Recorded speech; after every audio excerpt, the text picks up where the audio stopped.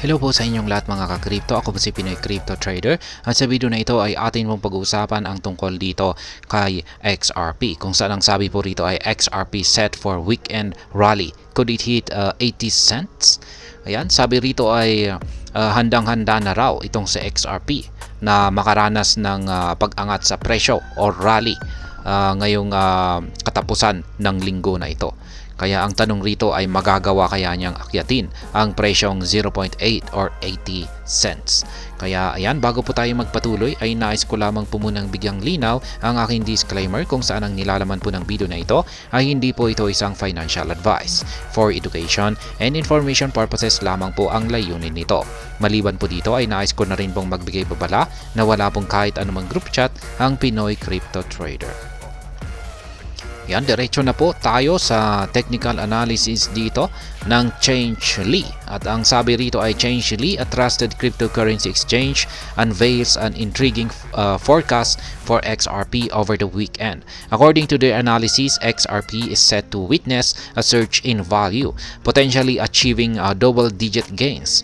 Changelly projects a weekend high of 0.789952, marking a remarkable 35% increase from its current price level. Kaya ayan, meron pong isang matinding inilabas na price prediction dito ang Changelly para sa nalalapit na katapusan po ng linggo na ito, sapagkat ayon po sa kanilang nilabas na analysis dito ay makakaranas daw po ng 35% na price increase itong si XRP mula sa kanyang kasalukuyang presyo ngayon. At ayon po sa kanila ay magagawa po niyang akyatin ang mataas na presyong 0.789952. Almost 80 cents na po yan. Yan, meron po silang inilabas na table dito.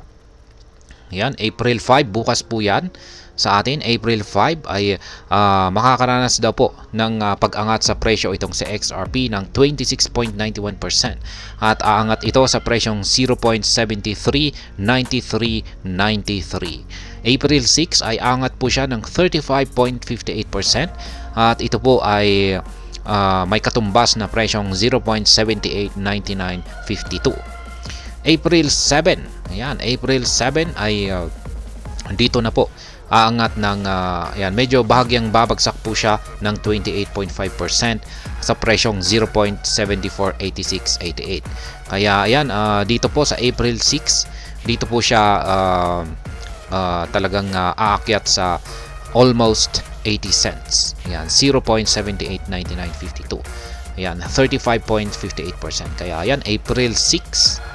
Yan, dito raw po niya makakamit ang almost 80 cents na price target.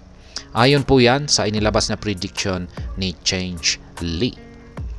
Ayan.